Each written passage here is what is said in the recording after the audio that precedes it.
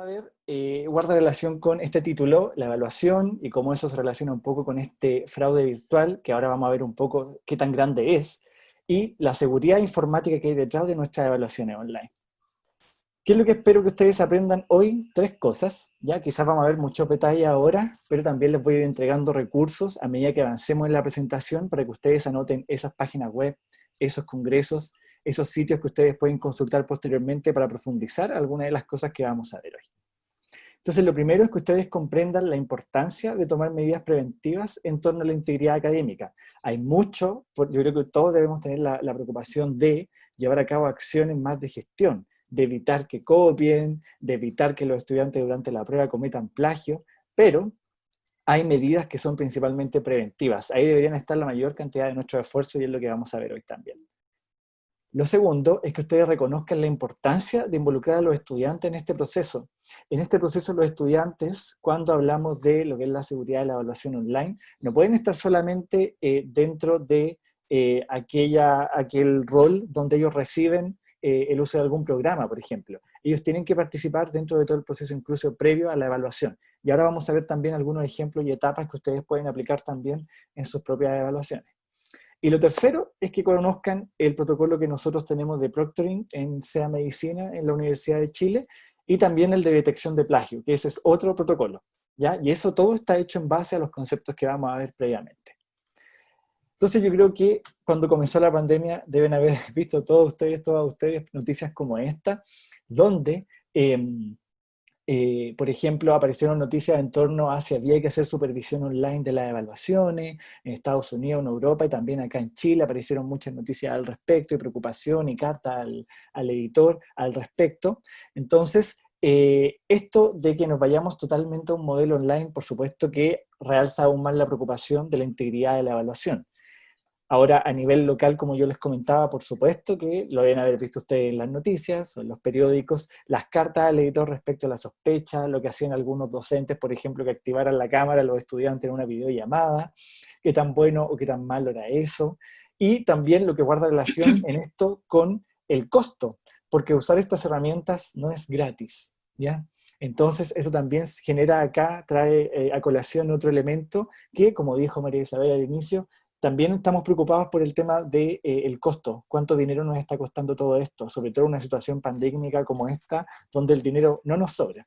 Entonces, este es un tema bastante álgido y que ha costado encontrar una única solución. Entonces lo que vamos a ver ahora no es la única solución, es una forma de abordaje donde uno puede considerar distintos elementos para transformar así sus evaluaciones en evaluaciones que sean más íntegras y que sean también, que eviten el fraude, ya el fraude académico. Ahora, esto no es algo nuevo, ¿ya? No guarda relación necesariamente con la pandemia, esto del fraude, ¿ya? O de la copia. Por supuesto que esto quizás algunos de ustedes lo vivieron antes de la pandemia, entonces, ojo, esto no es nuevo. Y como pueden ver en la noticia de la izquierda, acá en la pantalla, no es algo que guarda solo relación con el mundo de la educación. O sea, el plagio, la copia o el financiar a otras personas que hagan un trabajo mío o que ese trabajo tenga algo de plagio, es algo que, si ustedes se dan cuenta, escapa al mundo de la educación superior, sucede en otros ámbitos. Quizás sucede en el ámbito, por ejemplo, asistencial, en un hospital, ¿cierto? O también sucede, como sale en la noticia de la izquierda, en el mundo político. Entonces, ojo, que este tema del fraude académico no solamente guarda relación con el mundo universitario, sino que hagan un doble clic ahí al tema a nivel social. Hay algo social sucediendo acá. Y una de las cosas importantes ahí es qué tanta confianza tenemos en nuestra sociedad el uno al otro, ¿ya? Porque eso es parte importante y uno de los valores centrales de la integridad académica, confiar en el otro. Entonces, como pueden ver, este es un problema bastante antiguo, pero es un problema al que nosotros le queremos dar soluciones que son modernas, ¿ya? Entonces, este problema siempre considérenlo así, como algo que ya ha sucedido previamente y que por lo tanto las soluciones que ustedes planteen ahora durante la pandemia, ojalá que no sean solo durante la pandemia, sino que sean soluciones o abordajes que puedan permanecer posteriormente, que se puedan mantener a largo plazo, ¿ya? Entonces, ¿cómo podemos hacer esto? ¿Cómo cuidar mejor nuestras evaluaciones, evitar la copia, evitar el plagio y todos estos temas que nos preocupan? Yo voy a proponer acá 3 niveles, donde hay una base acá en esta pirámide, que es donde deberíamos gastar la mayor cantidad de nuestros esfuerzos, que es en la promoción. Promover un ambiente académico que sea íntegro, hablar de esto con los estudiantes previamente. También llevar a cabo medidas de prevención. También prevenir esto, cómo lo podemos estar instalando. Quizás algunos de ustedes en sus universidades, por ejemplo, tienen un código de honor cuando los estudiantes se matriculan en esa universidad, donde se comprometen a que esto no suceda dentro de sus evaluaciones, y donde vamos a gastar menos esfuerzos, pero donde probablemente a ustedes más les preocupa actualmente hacer algo, es en el ámbito ya de la gestión. ¿Cómo lo puedo hacer en una evaluación puntual para que esa evaluación sea más segura y los estudiantes no cometan plagio o no copian? Entonces, ¿cuáles son las acciones que uno puede hacer en torno a la promoción y la prevención? ¿Ya? Hay muchas, yo acá he hecho un resumen de las principales. Lo primero es instalar esta conversación en su comunidad universitaria. Si en su universidad, si en su instituto no existe todavía el Comité de Integridad Académica o la Oficina de Integridad Académica, listo, ese es un buen punto de entrada para decir creemos esa instancia para que esto se instale en nuestra comunidad universitaria. Y acá, ojo con la palabra comunidad. ¿Por qué? Porque la integridad académica no es algo que uno solamente espera de los estudiantes. De los docentes también esperamos integridad académica. De los funcionarios de la universidad también esperamos que sean íntegros cuando ellos participan en labores académicas con nosotros. Lo otro es que revisen los reglamentos y documentos de la institución. ¿Por qué?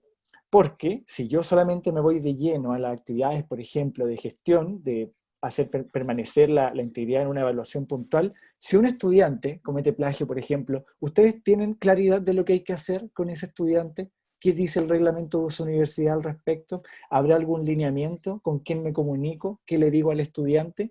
Eso hay que revisarlo previamente. Entonces, dentro de las acciones de promoción y prevención, revisemos esos reglamentos y documentos y manejémoslos bien.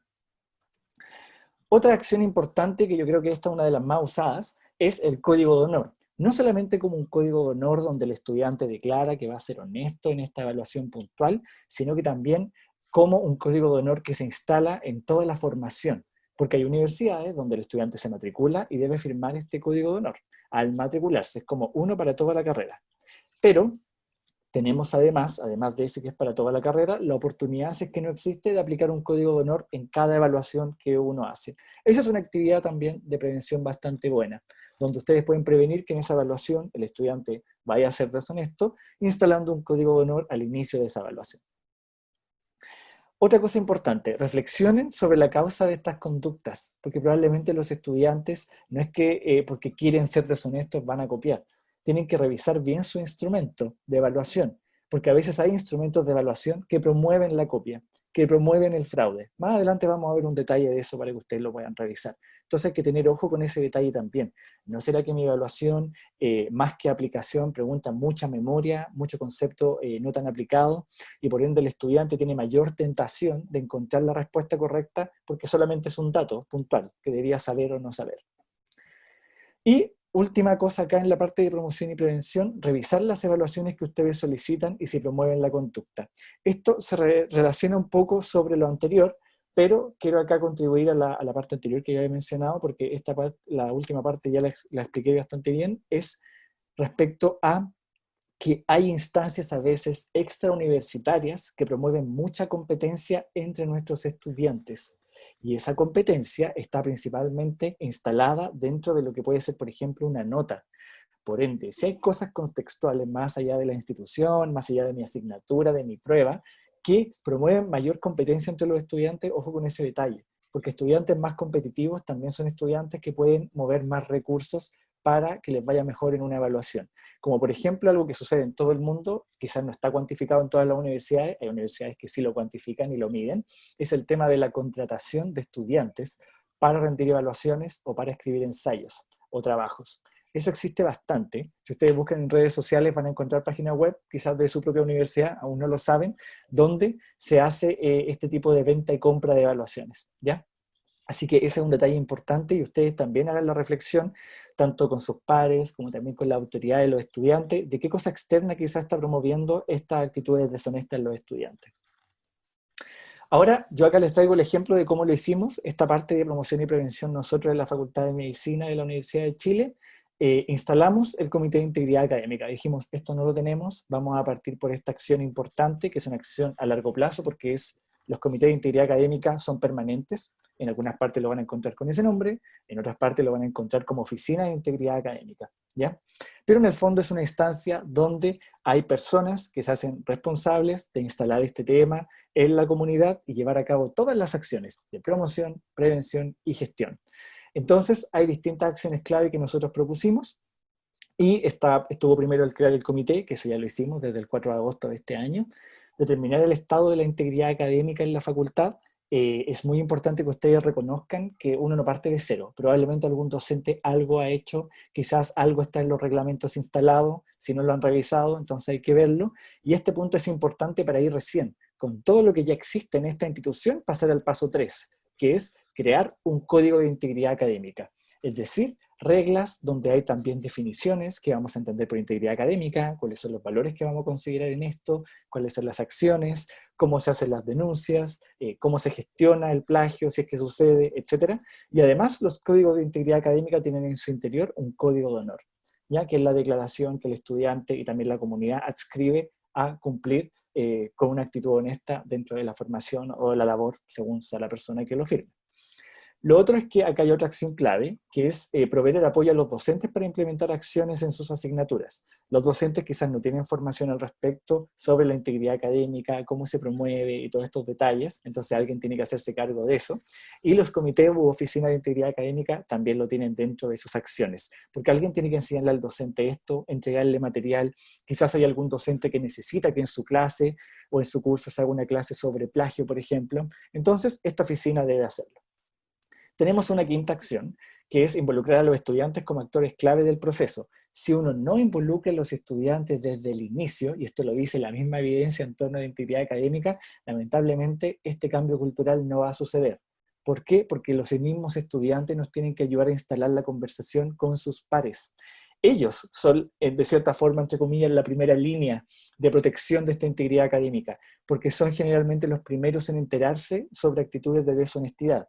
Por eso, si ustedes averiguan en el hemisferio norte cómo hay universidades que gestionan este tema, siempre existe dentro del Código de Integridad una forma de denuncia de los mismos estudiantes que pueden denunciar a sus compañeros en torno a acciones de esta. ¿Por qué?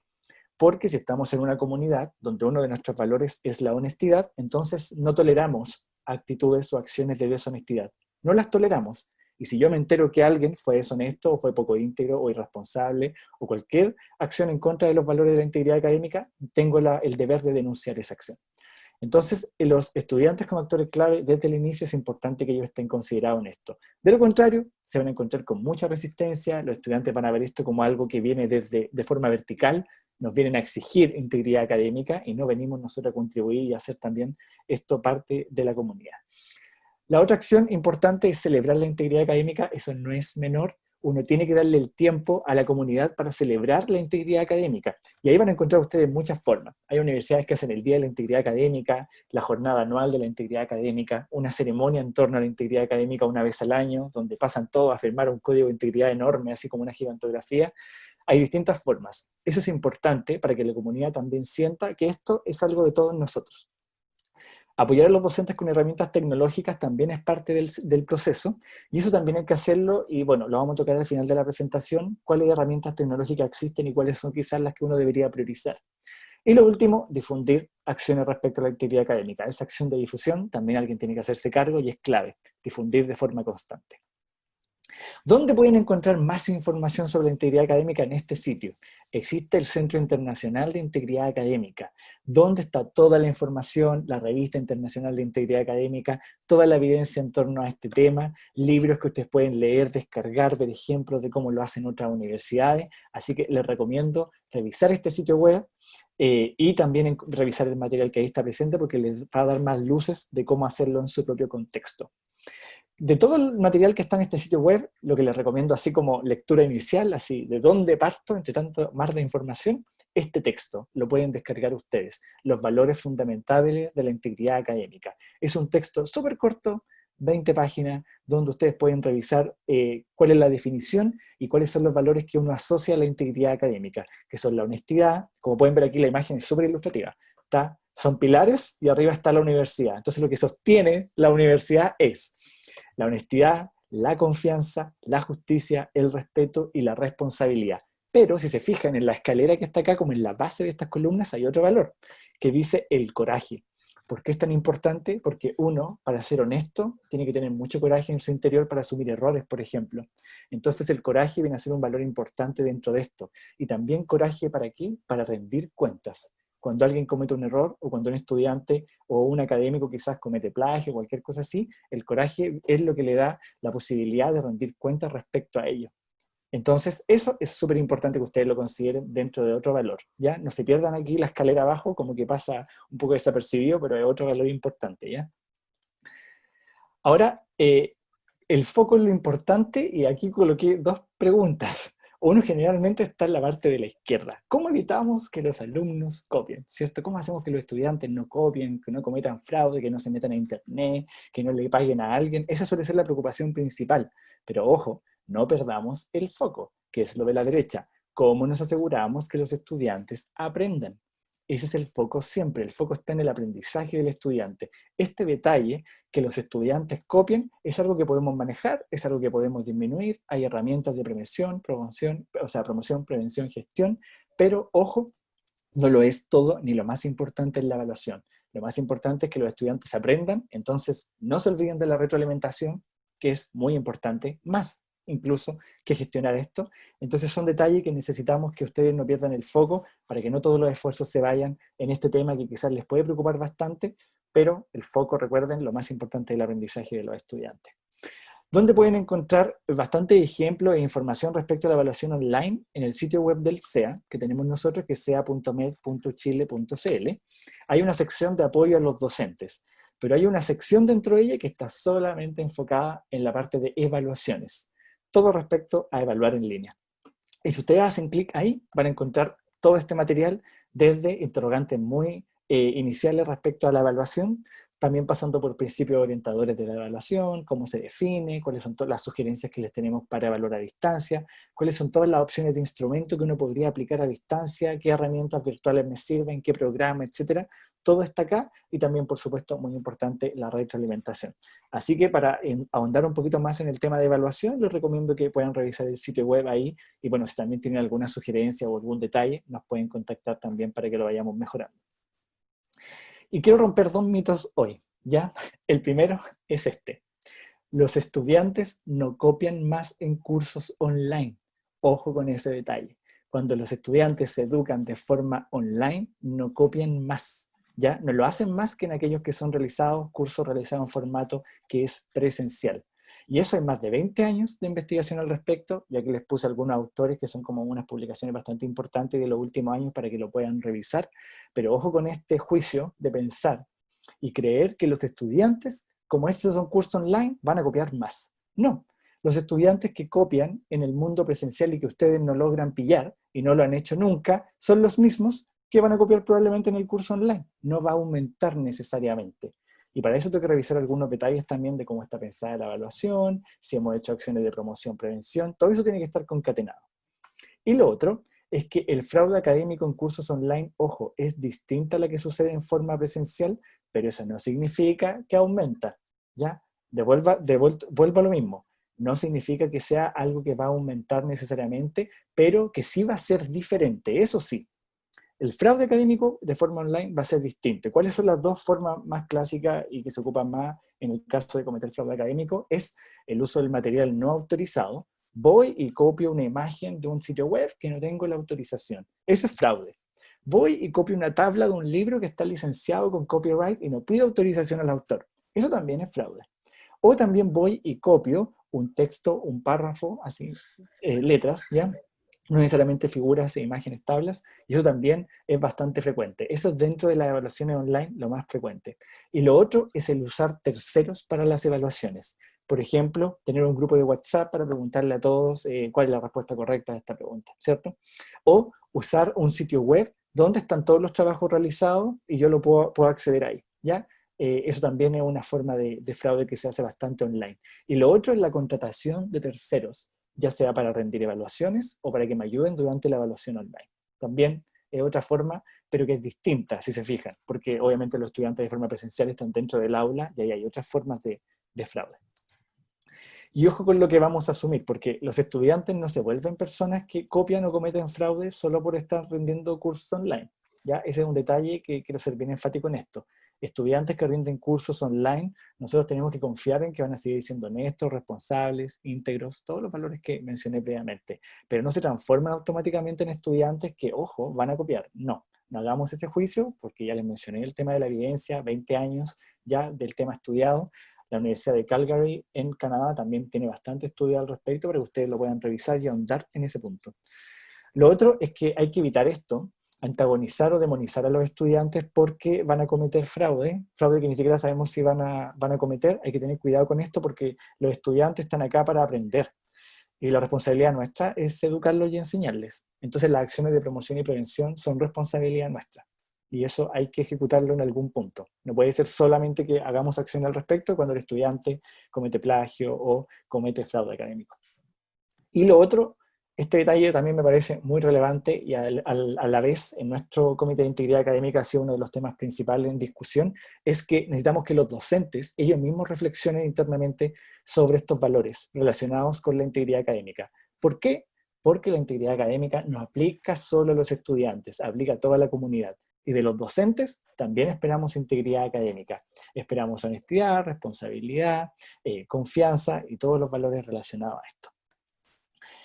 Respecto al diseño de las evaluaciones, que es una acción también de promoción y prevención, estas son las recomendaciones principales. Eviten usar evaluaciones previas. ¿Por qué? Porque tenemos que asumir lo siguiente. Esto duele mucho, pero hay que asumirlo en algún momento.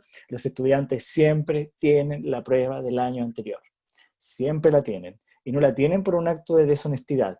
La tienen porque es un material de estudio que les es compartido para ellos prepararse mejor para su evaluación. Entonces, ojo con usar evaluaciones de años anteriores exactamente la misma, porque es obvio que el estudiante ya la vio, ya la tienen. Y no porque roben la prueba, sino porque los estudiantes tienen muy buena memoria y siempre van a reconstruir las evaluaciones posteriores a rendirlas. Entonces, tengan ojo con este detalle. Si yo repito la evaluación todos los años, no puedo esperar que los estudiantes no la hayan visto, la han visto. Tenemos que asumir eso y meter dentro de nuestro horario o labor docente el construir siempre evaluaciones nuevas. Otro detalle, la evaluación está en un soporte físico, en este caso diferente, hay una pantalla, pero los valores permanecen y tiene que usted explicitar eso. Explicite que esta evaluación por ser online no es más fácil que la evaluación presencial. Esta evaluación por ser online no puedo ni debo copiar.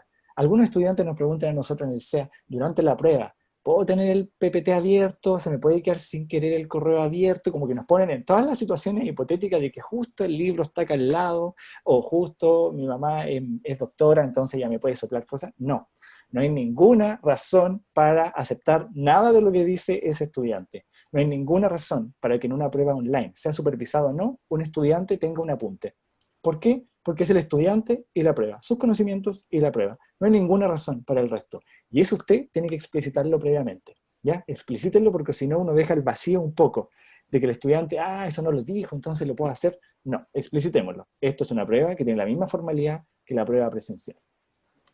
Repiensen las evaluaciones. Evaluar online implica enfocarse más, ojalá, en la aplicación de los contenidos, en generar productos finales de evaluación, más que solamente en conocer los contenidos y memorizar contenido. Mientras más se acerca al conocer y al comprender en algunos casos, la evaluación más fácil es también promover que los estudiantes puedan copiar porque son datos muy precisos, que saben o no saben. En cambio, conocer ese dato y aplicarlo, ahí yo complejizo un poco más la evaluación y eso también es un detalle a revisar.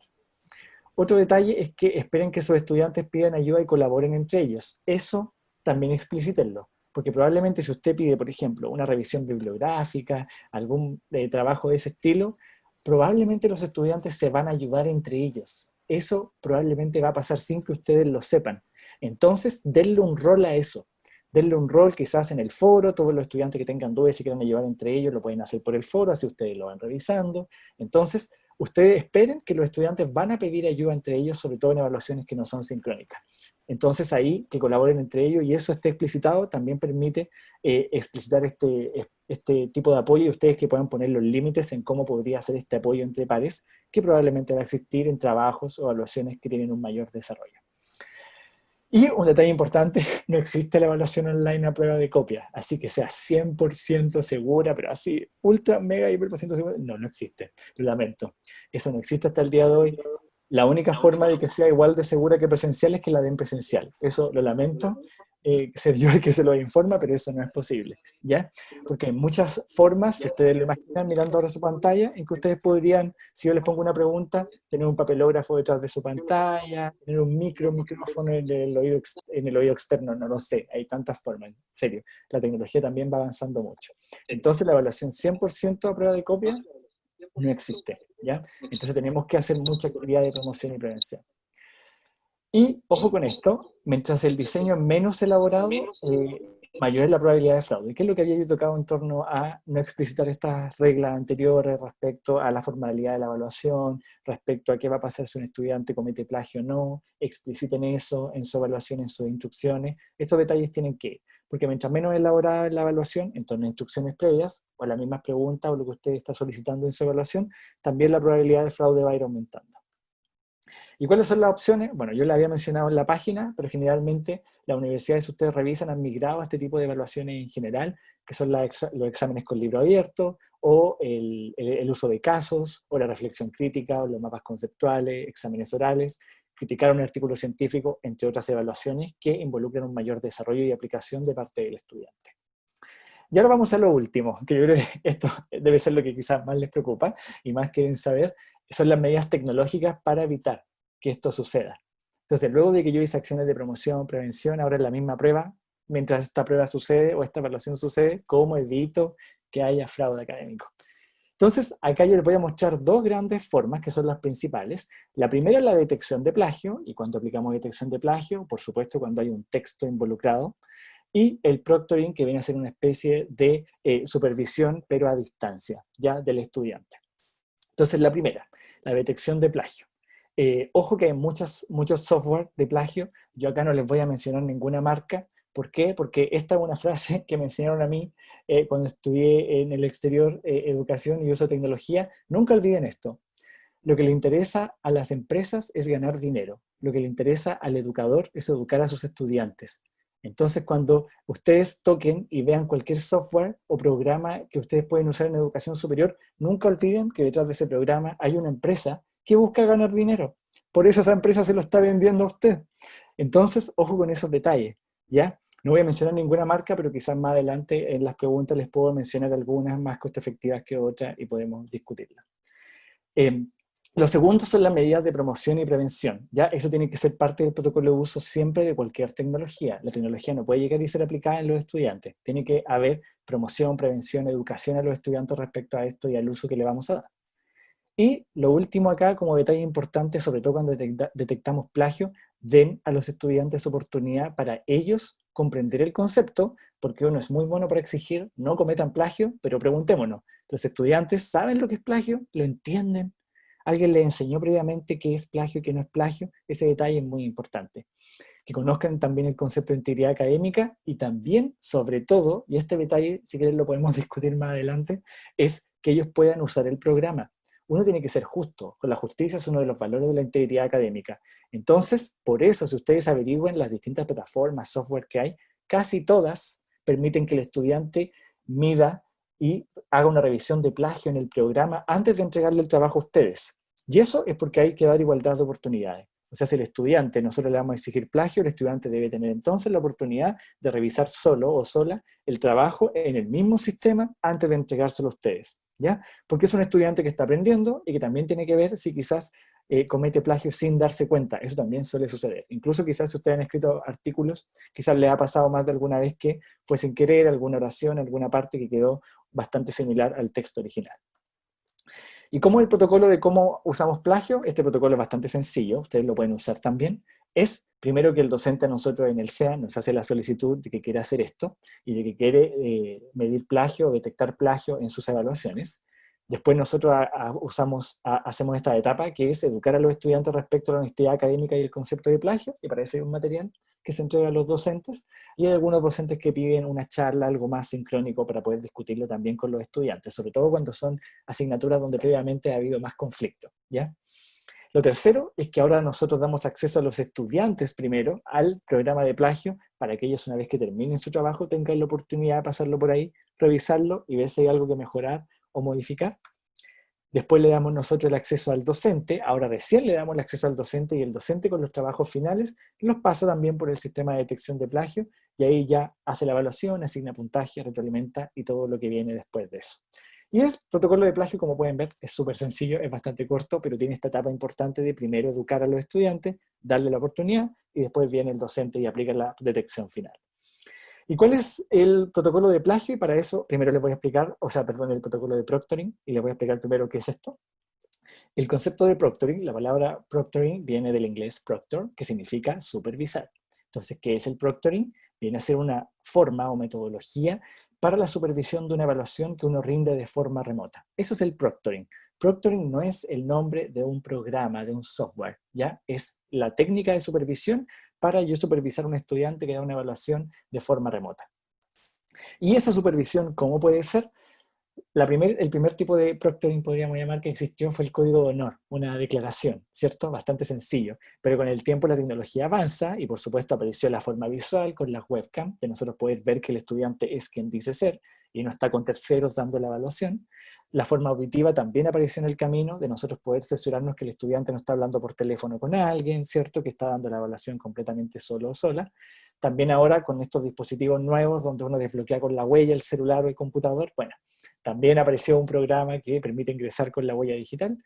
También hay programas que tienen un navegador especial donde el estudiante debe descargar un programa y mediante ese programa da la prueba, también existen, y así un largo etcétera, porque incluso ha aparecido, están construyendo uno a uno, o sea, ahora uno para que se pueda desbloquear con retina, ¿ya? Porque obviamente hay celulares que ahora se desbloquean con la visualización de la cara y otros con retina, y también existe esa opción. Así que la tecnología va a ir avanzando y aquí hay un largo etcétera de cómo esto va a ir evolucionando en los próximos años.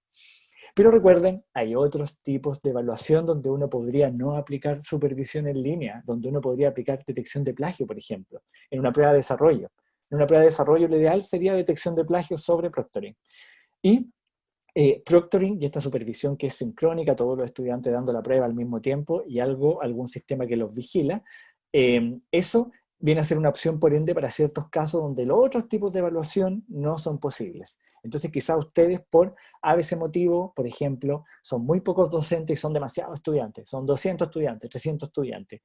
Pedirles que hagan una prueba de desarrollo quizás no vamos a terminar de corregirla nunca, ¿cierto? Porque somos muy pocos docentes. Entonces, en ese caso, sí, probablemente está justificado que hagamos el uso de proctoring en una evaluación donde los recursos nos hacen o nos llevan a hacer una evaluación, por ejemplo, con preguntas de selección múltiple y que haya que usar ese sistema y que usemos esto para hacer prevalecer la integridad de la evaluación. Así que en algunos casos, verdaderamente sí se puede hacer. Pero ¿qué es lo bueno y lo malo de esto? Ya tiene cosas buenas, pero también tiene cosas no muy buenas.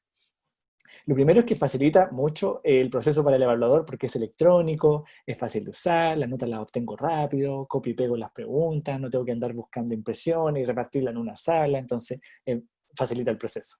Lo otro es que evitamos usar espacios físicos y recursos materiales. ¿Por qué? Porque la prueba la dan los estudiantes en su casa, no tengo que andar pidiendo ninguna sala, y lo otro es que no tengo que imprimir ninguna prueba. Así que evitamos también, somos amigables incluso con el medio ambiente. También evitamos que los estudiantes viajen a la institución y por eso desde hace muchos años, antes de la pandemia, ya existían universidades que usaban proctoring, donde los estudiantes podían rendir la prueba de la casa si querían. O instituciones, como por ejemplo las que tienen que acreditar idioma, donde sus exámenes se dan donde tú estés y no tienes que venir al instituto de idioma a dar la prueba. Así que eso también ha existido con el tiempo por esta razón, evitar que el estudiante viaje necesariamente a la institución. También estos sistemas lo bueno que tienen es que la gran mayoría tienen un botón de retroalimentación donde al estudiante le llega no solamente sus respuestas, el puntaje, las que estaban buenas, las que estaban malas, sino que también uno puede asociar un párrafo de retroalimentación para cada alternativa o cada pregunta o un video o un audio y a cada estudiante le llega una retroalimentación que es personalizada. Estas son las buenas que tuviste, estas son las malas y estas malas, estas son las razones de por qué era otra la correcta. Eso, hacerlo uno por uno con los estudiantes, quizás nos vamos a demorar mucho tiempo y no tan personalizado. Entonces, estos sistemas también tienen esa ventaja de hacer esto bastante personalizado. Y esto, no lo olviden, en las evaluaciones online, y esto es válido para evaluaciones online en general, el papel en la pantalla, entonces no se olviden nunca de que podemos usar multimedias, podemos usar imágenes, podemos poner un video en la prueba incluso, lo que sería imposible en el papel, ¿cierto? Podemos poner todas las imágenes que queramos porque acá no estamos pagando por la tinta a color, entonces ese detalle es importante que ustedes lo vean como una fuerte ventaja de sus evaluaciones online en general. Pero ¿cuáles son los inconvenientes del proctoring? Lo primero es que hay que capacitar mucho, mucho al evaluador, que en este caso es el docente. Esto requiere meses prepararse para hacerlo bien, sin errores. Errores que pueden costar hacer muchas recuperaciones de estudiantes que no pudieron dar la prueba, o que pasó algún problema técnico durante la prueba que no pudimos arreglar. Entonces, esto requiere mucho tiempo de capacitación y moverse mucho en el uso de la tecnología, además del programa de proctoring. Lo otro es que esto no es adecuado para exámenes prácticos. Exámenes prácticos o los exámenes orales son por videollamada, ¿cierto? Entonces ahí aplica proctoring, por ejemplo. No, porque la supervisión la hacemos nosotros mismos en la videollamada. Así que esto no sirve para todo tipo de evaluación online. Tiene que ser evaluación escrita o de respuesta cerrada, donde los estudiantes todos al mismo tiempo dan esa prueba. Esa se puede. Pero exámenes prácticos, exámenes orales, no se puede y no aplica proctoring. Lo otro es que requiere tiempo. Recuerden que el uso de tecnología en educación superior tiene etapas de aplicación. El apresto, el uso y la integración de esa tecnología dentro de la asignatura. Entonces, antes que el estudiante rinda la primera prueba con proctoring, tenemos que hacer una simulación con todos, y que todos simulen el sistema y vean cómo funciona, cómo se entra, cómo se sale, el color del cronómetro, cómo se prende la cámara, el consentimiento informado que viene al principio, todo eso. Y eso requiere tiempo. Entonces, ¿esto se puede hacer de un día para otro? No, requiere varios días. Y este detalle es importante, yo creo que principalmente para los estudiantes, a ellos les debe preocupar mucho este detalle, que es la seguridad y la integridad del proceso. ¿No será que este sistema de proctoring me roba información mía, me está mirando dónde vivo, tiene mi ubicación geográfica, y eso queda guardado por ahí y otros acceden a mi información sin que yo quiera? La integridad y la seguridad de la tecnología es algo no solo que debemos revisar en el proctoring, ojo con eso, se debe revisar en todo. En toda tecnología que usted ocupa tiene que revisar esto y tiene que preocuparle. Si usted ocupa, por ejemplo, WhatsApp, Facebook, Instagram, ahí también hay política de privacidad y uso de sus datos que son vendidos a terceros para que esos terceros ganen dinero con el uso que usted le da a esa tecnología. Entonces, esto es un detalle que nos debe preocupar en toda tecnología. Ahora, obviamente los sistemas de proctoring tienen ciertas restricciones del uso de la información, de cuánto dura esa información, de que se elimina, quién accede, quién no, pero revíselo siempre. Eso es uno de los inconvenientes de usar tanta tecnología con los estudiantes, sobre todo con su imagen. Hay que proteger la imagen de las personas también. Y lo último, el sistema no es perfecto. Insisto con esto. No existe la tecnología perfecta para que los estudiantes no cometan fraude. Y no solo lo digo en términos de detectar o no si hay fraude o no, sino que la tecnología también nos puede pasar que los estudiantes estén dando la prueba y se caiga y murió la prueba. También puede pasar. También puede pasar que el estudiante esté dando la prueba con proctoring y se quede pegado, ¿cierto? A un estudiante le podría pasar. Entonces, esto no es perfecto y prepárese para esa imperfección. ¿Cuáles son las condiciones necesarias para que nosotros hagamos esto? Lo primero es el tipo de evaluación, ya lo mencioné, nos sirve para todas las pruebas, tiene que ser sincrónica, tiene que ser escrita o de respuesta cerrada y no ser una prueba donde haya que demostrar algo o una examinación oral. Los estudiantes tienen que tener los recursos, es de perogrullo, pero siempre hay que explicitarlo. Los estudiantes para dar una prueba online tienen que tener un dispositivo, tienen que tener internet, esa es una segunda condición. Lo tercero, el tiempo para llevar a cabo las etapas previas de aplicación. Recuerden que hay que simular esto con los estudiantes, hay que explicarles cómo funciona, hay que educarlos de un día para otro, no se puede. Y otra condición necesaria es capacitar al docente. Recuerden que hay muchos detalles, hay muchos eventos adversos que pueden pasar en una prueba sincrónica, tenemos que estar preparados para todo eso. Ahora, nosotros nos saltamos esa condición acá en el SEA porque tenemos una mesa de ayuda, que son 11 personas que están detrás de todas las pruebas con proctoring, que están capacitadas en atender a los estudiantes frente a cualquier problema que les pase. Desde problemas médicos, pasando por problemas de ataque de mascotas que hemos tenido a veces, o que el dispositivo se le apagó, o que, por ejemplo, se me cortó la luz en mi población donde estoy, cómo retomo la prueba en otro dispositivo que está cargado, etc. Pueden pasar de verdad muchas, muchas cosas. Entonces, eso alguien tiene que estar preparado y en este caso tenemos nosotros la mesa de ayuda frente a evaluaciones con proctoring. ¿Cómo involucramos a los estudiantes en todos estos pasos? El proceso de proctoring es complejo porque hay que involucrar mucho a los estudiantes y se toma mucho esfuerzo, mucha paciencia, mucho tiempo. Lo primero es que las etapas previas, recuerden, donde uno determina, por ejemplo, los recursos esenciales, que los estudiantes tengan computador e internet, ahí hay una participación de los estudiantes.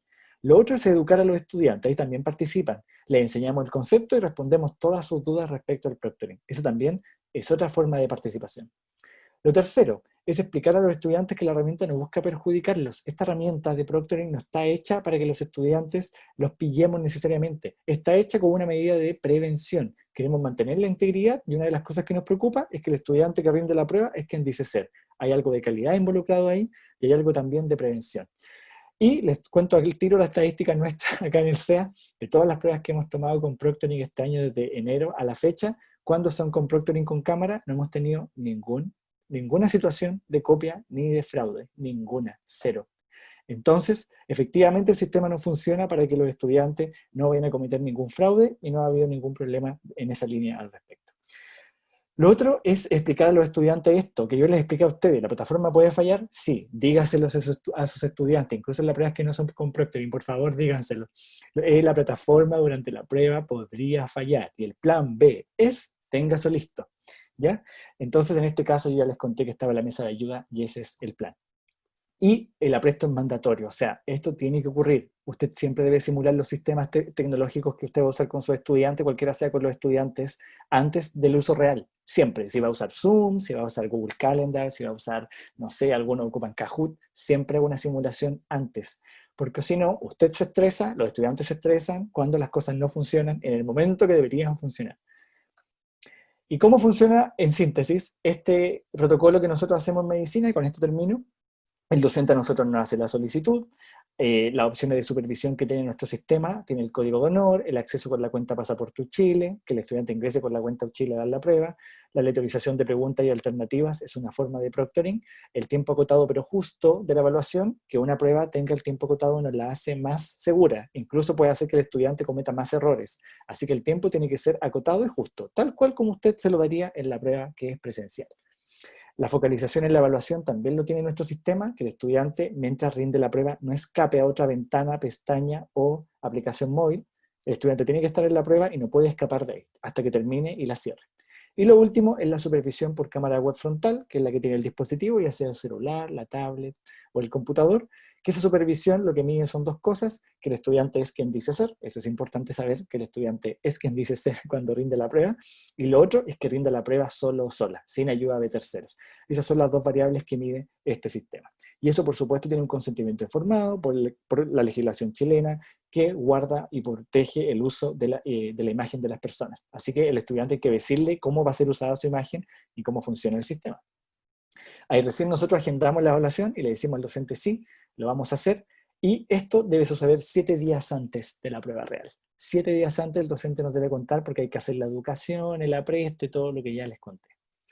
Y ahora recién comenzamos a trabajar con los estudiantes, que es la etapa de inscripción, donde nosotros medimos que el estudiante tenga todas las condiciones para rendir una prueba online, es decir, computador o algún dispositivo conectado a internet. Lo siguiente, educamos a los estudiantes sobre este detalle, qué es el proctoring, cómo funciona, cómo no funciona, qué es el proctoring, qué no es el proctoring. Ahí hay muchas dudas de los estudiantes y también hacemos charla en el caso de que sea necesario. Luego de eso, nosotros hacemos la etapa de apresto, simulamos el sistema con una prueba de cultura general, 5 preguntas para que ellos vean cómo funciona. Aplicamos la prueba, es decir, tomamos la prueba, y ahí está la mesa de ayuda atenta a que algo vaya a pasar. Y finalmente está la etapa de resultados y retroalimentación. Les damos a los estudiantes la nota que tienen finalmente y los retroalimentamos si es que el docente lo hacemos nosotros con el sistema o lo hace el docente de alguna otra forma. Entonces, recomendaciones para ustedes, y esto es lo último. No siempre es posible mantener la integridad de la evaluación, ¿cierto? Existen otras opciones que ustedes deben considerar y evaluar caso a caso según sus recursos disponibles y el tiempo que tienen. Lo otro es contemplen fuertemente, en primer lugar, medidas de promoción y prevención y conversen con sus estudiantes sobre este tema. Esto no puede quedar simplemente plasmado en si cometen plagio en uno, tiene que haber una conversación al respecto y ustedes explicitar a los estudiantes que acá hay ciertos valores que estamos cuidando. Eduquen a los estudiantes sobre el uso de la tecnología y sus alcances. Eso es parte del uso de TIC. Hay que educar a los estudiantes sobre qué tecnología estamos usando, para el motivo que sea y por qué. Y involucren a los estudiantes en estos procesos también. Eso toma tiempo, así que planifiquen ese tiempo. Siempre tienen que estar disponibles ustedes para resolver todas las preguntas, porque para los estudiantes, incluso lo que no es tecnología, por ejemplo, el plagio puede ser algo nuevo. Quizás nunca nadie se lo enseñó y hay que ayudar a los estudiantes y educarlos. Y finalmente, las etapas de aplicación previa, por ejemplo, la detección de plagio o de proctoring, tienen que ser obligatorias. Tenemos que siempre meter como obligatorio la promoción, la prevención, el apresto a la plataforma y finalmente la aplicación final. Ya, porque esas etapas previas permiten resolver dudas, permiten disminuir el conflicto con los estudiantes que les genera que nosotros usemos esta tecnología y también les va a ayudar a ustedes a determinar si esta evaluación también se puede llevar a cabo o no. Quizá hay algún motivo de recursos que evita finalmente llevar a cabo la evaluación. Y les tengo esta invitación, este es mi final. Hoy y mañana se está llevando a cabo este congreso, que es el Congreso de Integridad Académica Latinoamericano, con algunos de ustedes ya los vi que están participando en el congreso, así que por favor inscríbanse, participen, para que puedan ver cómo lo hacen otras universidades, cómo promueven la integridad académica y puedan ver bastante detalle. Es de un congreso, por supuesto, online, ¿ya? Es internacional online, para que lo puedan revisar y ahí participar y obtener mayores recursos para su docencia. Muchas gracias por su atención.